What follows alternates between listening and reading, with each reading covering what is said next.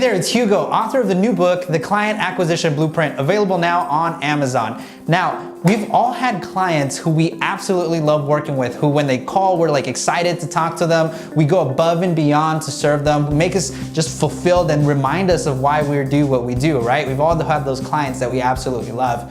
But we've also had the clients who we cringe when they call, who just simply don't get it, right? We're just like, I want you to get it, but you just don't get it, right? Now, our job as entrepreneurs and in our marketing is to help attract more of those clients that light us up, that fire us up, that allow us to do our best work, right? It should be to attract more of those clients and less of the crappy ones. The better you get at your marketing, the more you'll see you attracting better people, better quality of people, because who you are is who you attract. So you need to figure out what your ideal client, we call it your perfect client profile. It's a set of criteria, it's just a simple checklist.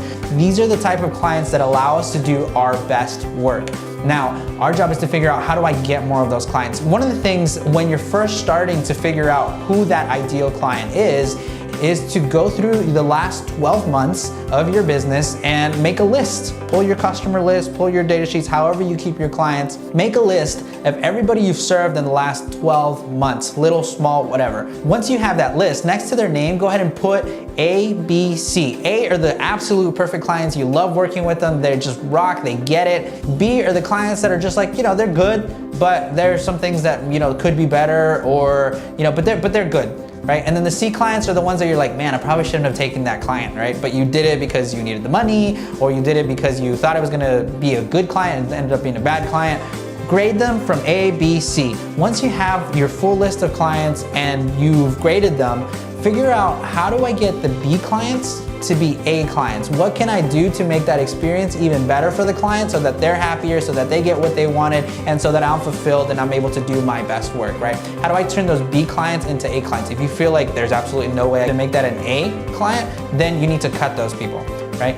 With your C clients, just completely get rid of them, right? Just completely stop accepting those kind of clients, stop serving them, stop trying to sell them, because those are the clients that sometimes you spend a lot more time trying to persuade on your value. You spend a lot more time trying to get them to get it, right? But at the end of the day, they still don't get it. They still do things their way. They still aren't the right fit for you, and they still drive you nuts. And a lot of times when I tell business owners this, they're scared, because they're like, that's a big chunk of my business. Sometimes it could even be more than 50% of my business, or those C clients that I'm just doing for money, that I'm just doing to keep the lights on, to make payroll, to do all those things.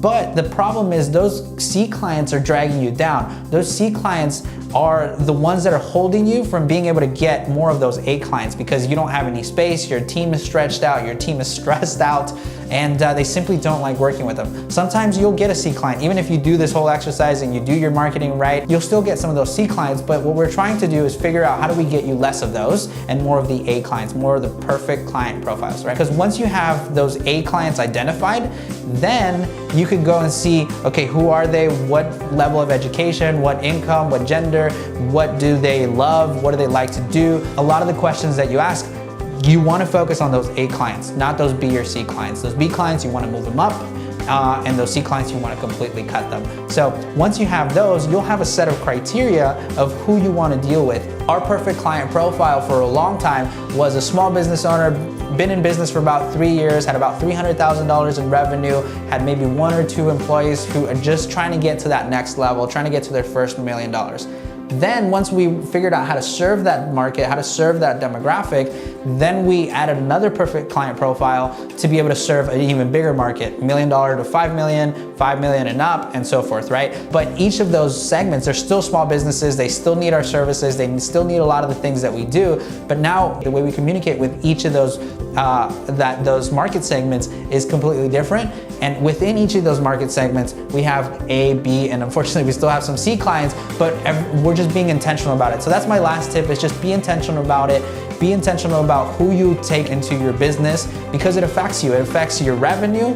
It affects in negative ways and in good ways, right? If you're dealing with the best clients, it'll allow you to do your best work, which means you get better reviews, better referrals, and it just snowballs from there. If you have clients that you're not really happy with, you're gonna half-ass it. You're not going to do 100% of your dedication and attention and energy to those clients. So then they're not gonna be satisfied. They're gonna refer you to people who are the same as them, and they're not gonna be satisfied, and it just creates a snowball effect of negativities, right? So you wanna be intentional about crafting your business, intentional about whose energy you let into your business, because at the end of the day, you're trading your valuable life and time in exchange for serving this customer. So you wanna make sure they're ideal. Again, this is Hugo, author of the new book, The Client Acquisition Blueprint. You can get it on Amazon. If you like this video, please leave me a comment. Let me know who your favorite client is, and let me know maybe some horror stories. What kind of clients did you take that you probably shouldn't have taken? Let me know in the comments below. If you like this video, hit like, comment, and subscribe, and we'll see you next time.